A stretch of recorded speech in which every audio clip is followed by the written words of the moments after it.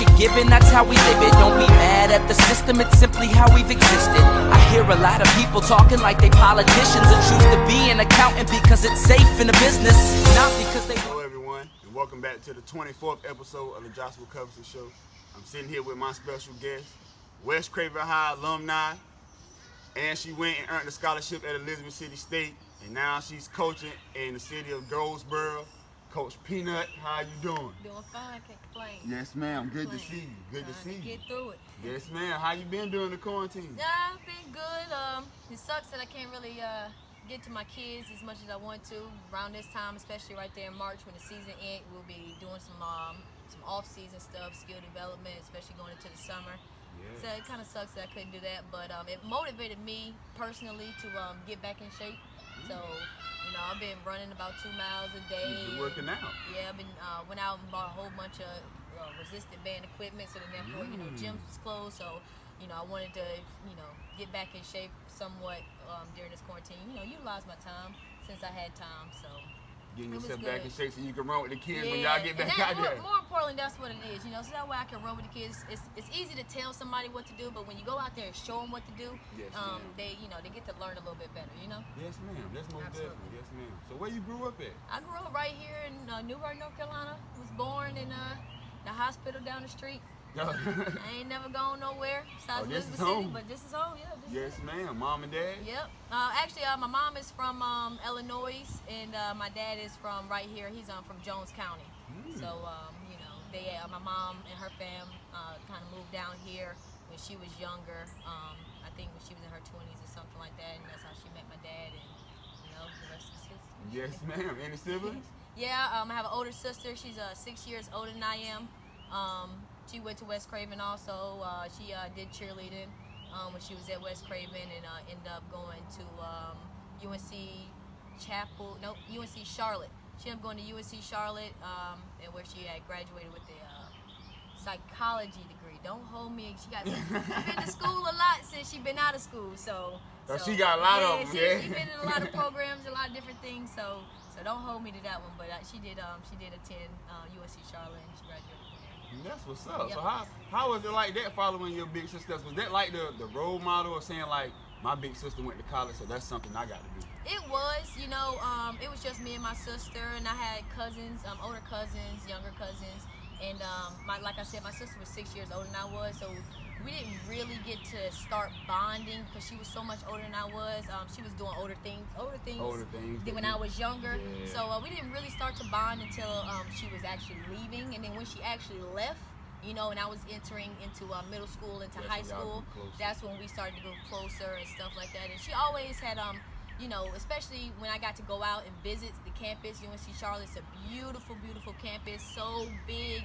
I always wanted to, you know, be around that campus environment. You know, I always wanted to go to, you know, a university, a big university, and go hang out, you know, in the mass hall or whatever, or, you know, get to use my flex bucks at whatever eatery is on campus, because like UNC Charlotte had Chick-fil-A on campus.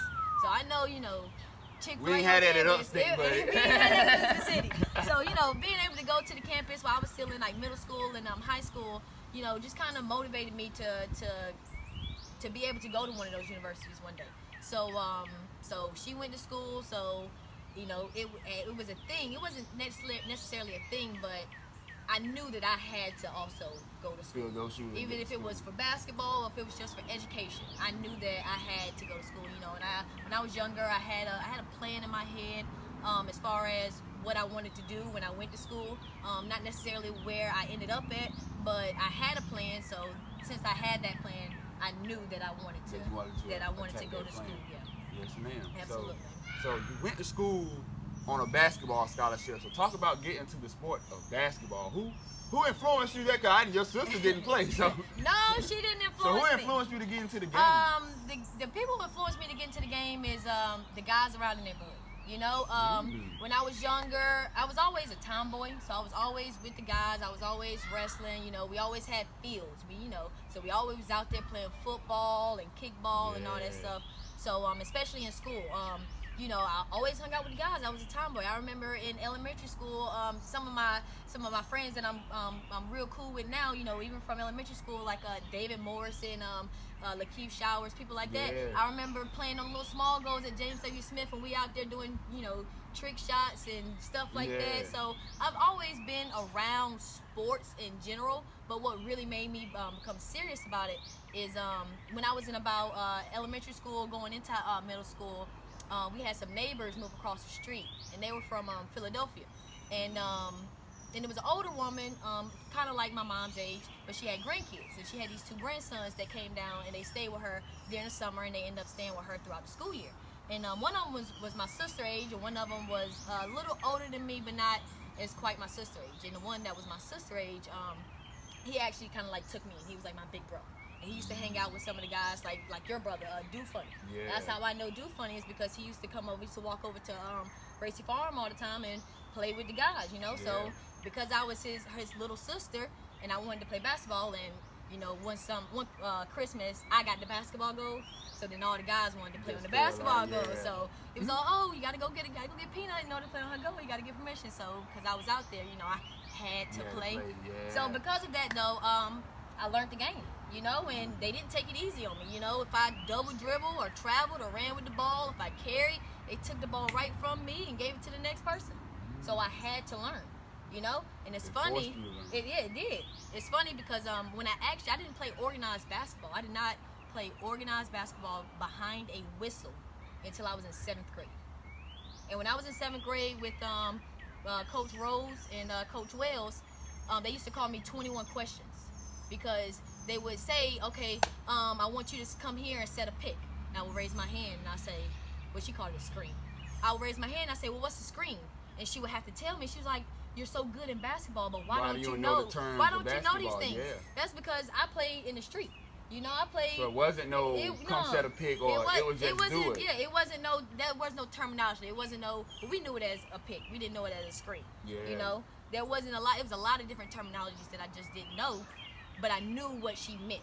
You know, when she explained it, I'm like, oh, you mean this? Oh, you mean that? But your vocabulary wasn't. Yes, absolutely. Like, I had the IQ because I played with the guys, but necessarily I didn't have basketball vocabulary. Those vocabularies, those terms in my, you know, in my repertoire, my brain to be able to pull from. But you know, being able to go out and play with the guys gave me what I needed, and that was the basketball IQ. You know, and that basketball IQ just kind of, you know, allowed me to take off. Definitely. So talk about going into high school. Now, y'all had an amazing run. Talk about playing with those group of girls at West Craven, and talk about how did that make you into a basketball player going into college? Well, before we even talk about when I got to high school, you got to talk about what, you know, the path that was paved for me to get when I got there. Okay, because West Craven basketball, especially for the girls, they were already sort of kind of at a high with some of the girls that graduated in, I think, 2010. I know it was the year that my sister had graduated, like Joyce Freeman. She was one of a key player that paved the way for us young athletes at West Craven. She came in, and then right behind her, you had people like Takara Jones and Shaquetta Jackson.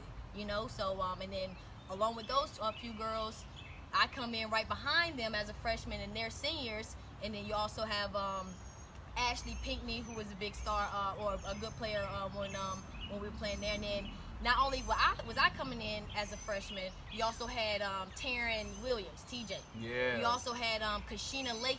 You can't forget about Kashina Lathan. She did really good things for us in the middle school. I mean, every time I came down, she was spotted up on that wing, and as soon as she passed it to her, it was nothing but net every single time. And then you got TJ Point in the corner. TJ was a spot up, nothing but net, buddy. Every single time. So without those girls before us, we couldn't have done what we've done at West Craven.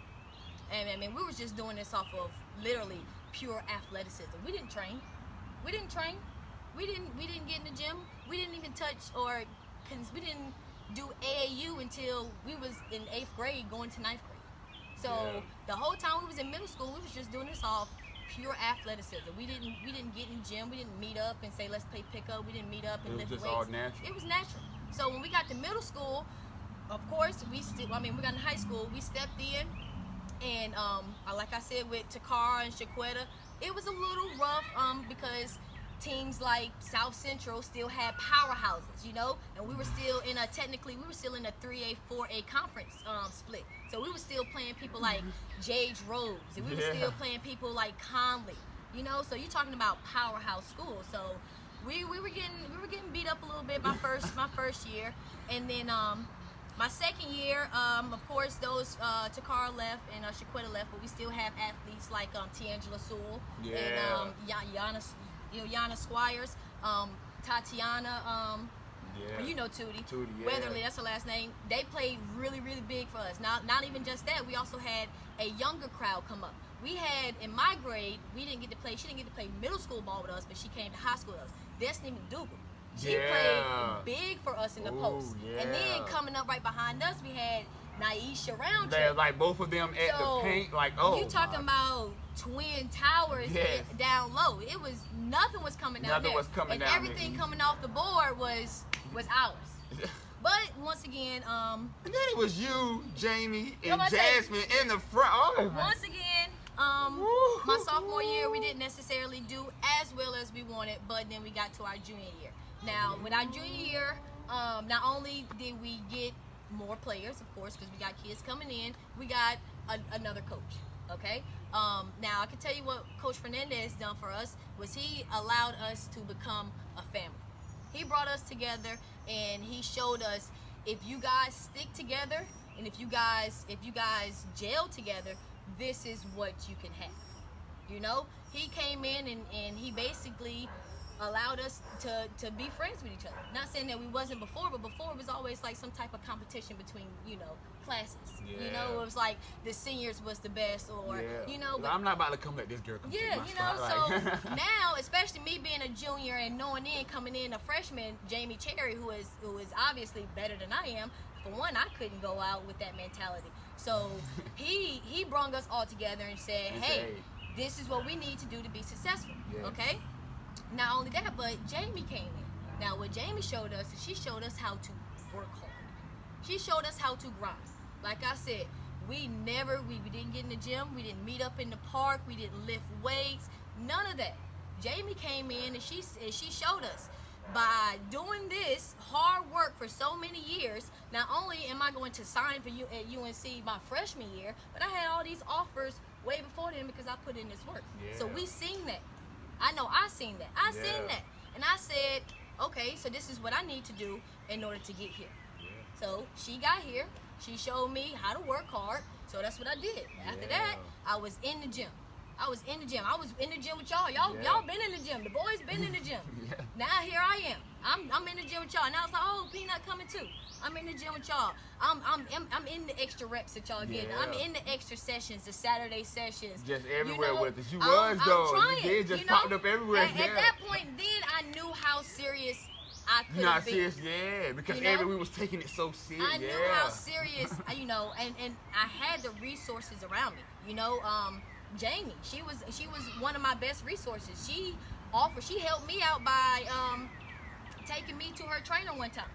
You know? Hey, and shout out Jamie Cherry. I've been to a lot. I've been a lot of those trainings. She took me to a training session one I time. was going to the trainings before. If I never would have went, honestly, this is real stuff. If I never would have went to that training session, I would have never been in Elizabeth City. So you went to Coach Sean? Yes. Oh, if God. If I never would have went to that training session, I've seen him like 1,000 times. Like, oh, God. And that's the honest to God truth. It'll make you want to. Yeah. So, I mean, with those two factors, the coach coming in and Jamie coming in with her work ethic, showing us how to work hard, and not even just her. She came in with a group of girls who was just willing to work hard. They were just willing to get at it. So now, here we are. We either gotta get As upperclassmen, y'all got to get on classmen with the younger classmen. Or we gonna sit back and just watch them take over. Because that's what they did. So, you know, me and TJ, you know, we put in the extra work, so then therefore we can do what we could do to help us out. Now, junior year was a little shaky, of course. Just because, you know, it was a new group. It was a new group, and we was fresh, and like you said, it was tension. Also, we lost some key players right there in December. And right in the middle, I remember y'all losing Tiangela Sewell. Oh, God almighty. Real key players right there. my junior year in December. So I remember y'all was on a a run half right block there. game that came real close. That shouldn't have came close if we would have had you would have had T. So, but by us losing T, we lost the point guard. In reality, and a general. We lost experience. Yes. So my junior year, you know, it still was good, but it ended up being a little bit shaky. And then my senior year come around, and you know, all summer long, everybody's going hard. I mean, everybody's going hard. So we come back together, even in summertime, we jamboreeing, and we just know we gonna be good for one, because now the powerhouse schools aren't as powerful.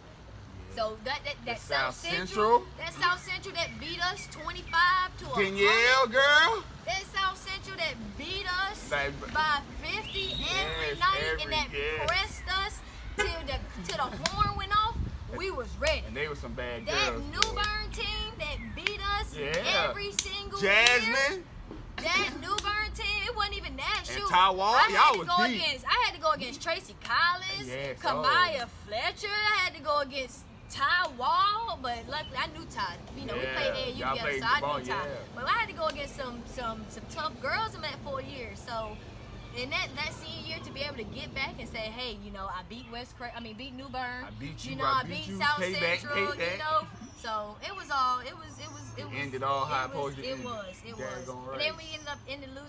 Finishing that season 24-1. Yeah. And we in Fayetteville. First time we got the opportunity to go to Fayetteville, which is the semifinals. Yeah. And unfortunately, we had lost in Fayetteville. I think that was the first round of the semifinals. Fourth round. But it was the first round. So we went to the semifinals, and unfortunately we lost, but that was the first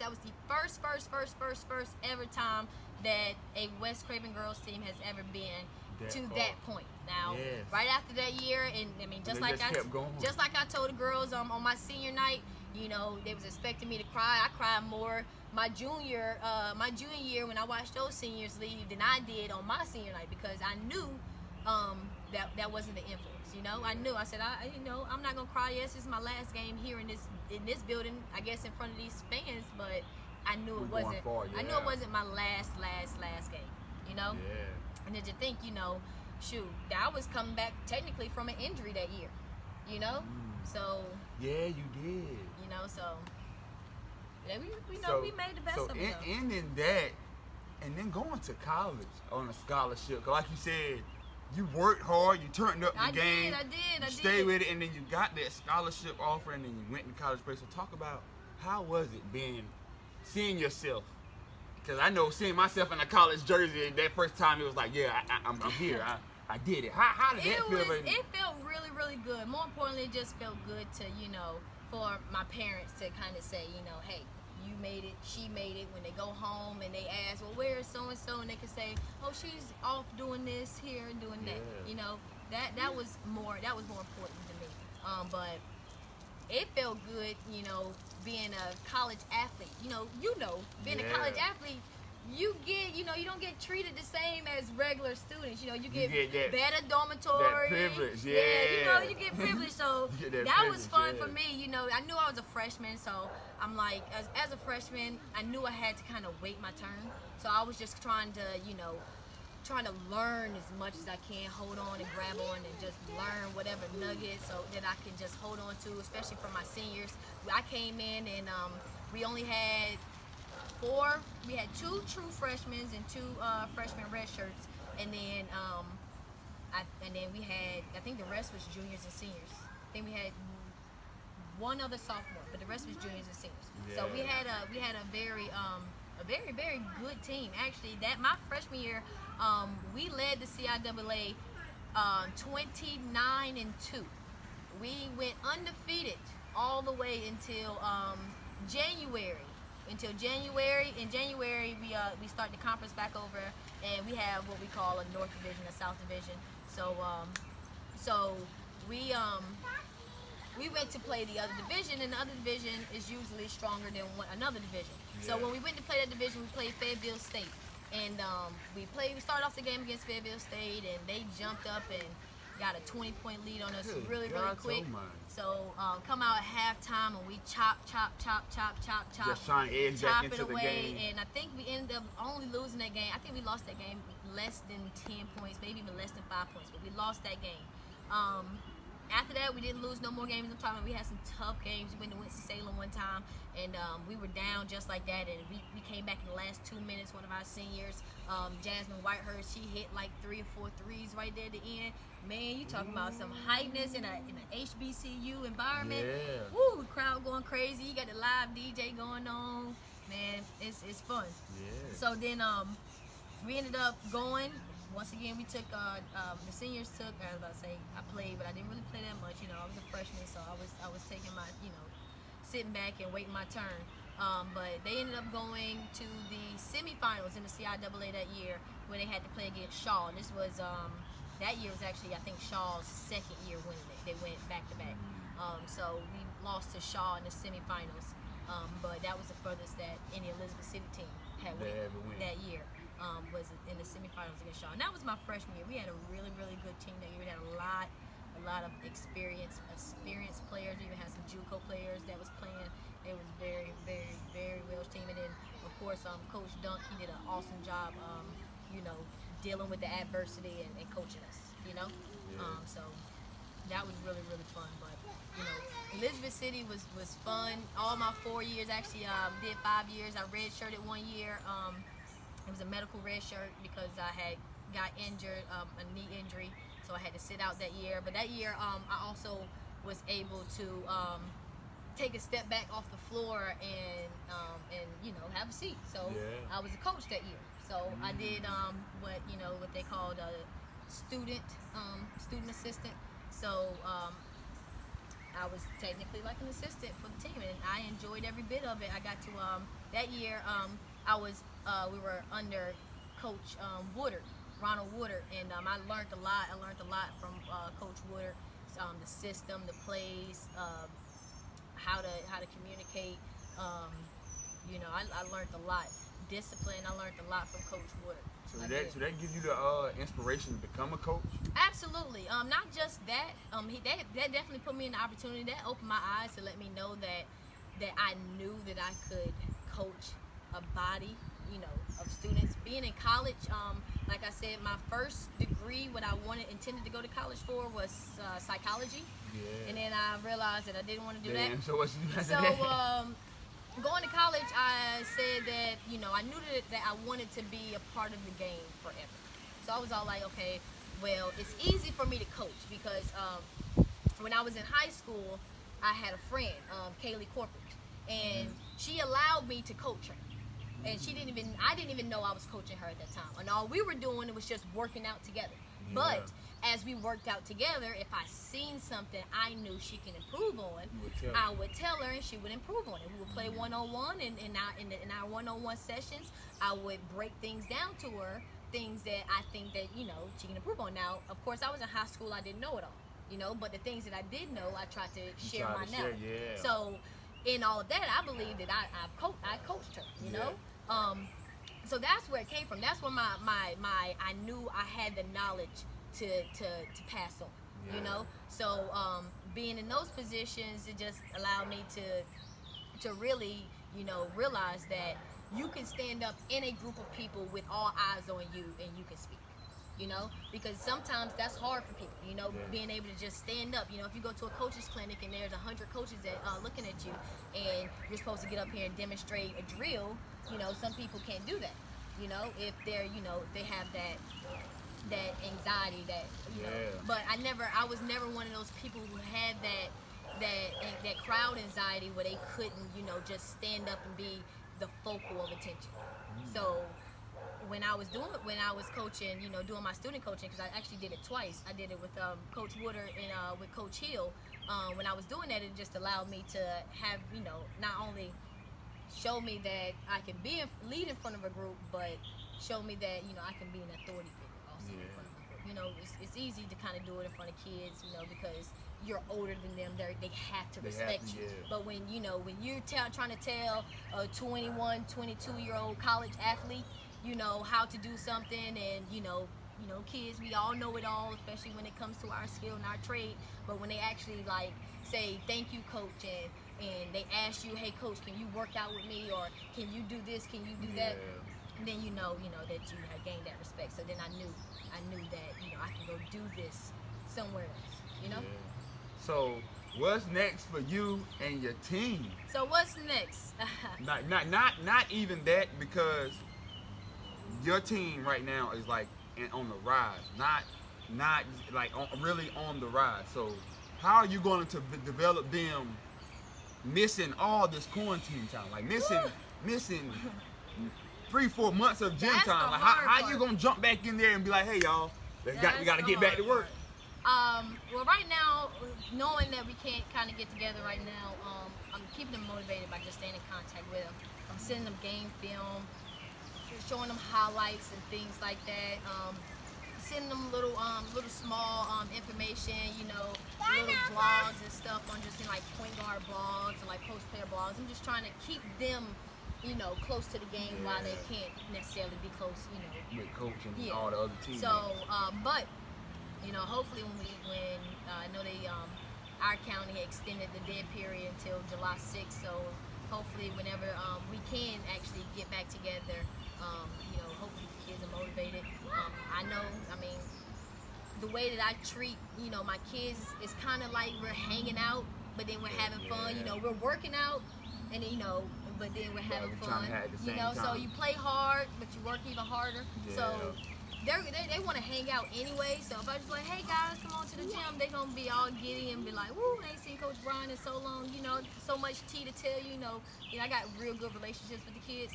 So I believe that whenever we do get back together, that the kids will be able to participate, you know, in good numbers. I just hope that whenever it happens soon. So because the longer, you know, we wait, the more time that we're losing. But I do know the kids they're working out at home. You know, they send me videos, and you know, I meet up with a few of them, and like I let them use my exercise equipment. And give them I let them use my exercise equipment and give them workouts to do at home, and you know, dribbling and stuff to do, stuff that I know that they can do without a lot of equipment. So you know, we're trying. So if there's a coach right now, if there's a person that wants to be a coach and that doesn't know what to do, don't know how to step forward to it, doesn't know the steps to take as to being a coach, what advice would you give them? It's a good question. What advice would I give you? You know, I would say to whoever that got you involved or got you that idea in your head, that you have to admire somebody, you know, in order to be a coach. Reach out to them, ask questions, you know. Go coaching clinics. I wasn't a fan of coaching clinics until I met Coach Cotton. He's the high school coach over at the school that I'm coaching at. And when I first met him, man, he wanted to take me to all these coaching clinics. You learn so much information from these coaching clinics. Be a student of the game. Constantly be willing to learn and be open, okay? You know, everybody always thinks that their play is the best play in the world, but be open to change, you know? Be open to different ideas. I mean, that's something I had to learn, because me personally, I thought that I knew it all. I did, especially, you know, when it came to, you know, coaching. But then, you know, Coach Cotton has taught me a lot. He's taught me to be receptive to people's opinions, because everybody has their own opinions, you know? So be open to change. Be willing to listen and be willing to learn. It's so many different things out here, so many different podcasts, coach talks that you can just listen to, that to just give you an idea of how to start. I can't tell you to go out and go get a team, because, you know, I can't tell you that, because everybody don't deserve a team, you know. I can't tell you to just go out and get a team and just try it. I can't tell you to do that, because you know, everybody doesn't deserve a team. So, but what I can tell you to do is find a way to get involved some way, in some way with youth, even if it's high school that you want to do, if it's middle school, if it's youth. Find a way to get involved. Find a way to show them your personality, your genuineness. You know, find a way for them to see, to learn you, figure out you, so that way they can say, hey, you know, this guy, I want this guy on my staff, or hey, this guy would be good if he leaves, I can replace him with him, you know? So, you know, you just want to be involved, you know, and then, you know, I can't say don't take no as an answer, because you're going to get no as an answer, but when you get no as an answer, use it as motivation. Don't just take no, you know, use it as motivation and go somewhere else and ask them, you know? So, I mean, I can't That's say. amazing advice. I can't say that the coaching isn't easy. It's not easy. It's not like, especially when you're really passionate about it, and you really want to see, you know, your kids progress or be successful. When you really, really, really care, it's not easy, because I mean, it's gonna be nights when you're just gonna be up, wrecking your brain on how to be better, or how to get your kids better, you know, or how to make your program better. You know, it's something that's always going to be you know, something that's always needs improvement. You know, you never want to stay, never want to, you know, settle. You always want to be working. You always want to be working. So that's how it is for me. And I mean, as far as my future, you know, my goal is to one day be a collegiate basketball coach. So therefore, in the next 4 to 5 years, I'm going to try my best to get all the experience that I need, so in 4 to 5 years I can ask somebody for a coaching job at some college, and they can say, looking at this, looking at that, you know, we see that, you know, all of this is here, so we want to give you the opportunity to lead this program. Or at least help somebody out, you know, assist somebody or something. But that's what I want to do. I want to be a college coach, so then therefore, you know, at least, you know, especially on a big level, so I can sing Final Four tickets to all you guys every year. You know? Right. Right. Hopefully, like I said, in the next 3 to 4 years, I can gain some head coach experience, and then, you know, move on to the college level, collegiate level. That's what's up right there. That's what's up. Well, there y'all have it, y'all. That's the end of the 24th episode with Coach Peanut. Stay blessed. Stay peace. We out. Slipped around, dropped the F-bomb. You ready? That's funny. You gotta put a hood on. No, I'm not. Oh. All right, y'all. Thank you for watching the Joshua Cuthbertson Show. Please continue to show your love and support by clicking the subscribe button below the video. Check us out next week on the next episode of the Joshua Cuthbertson Show. We out.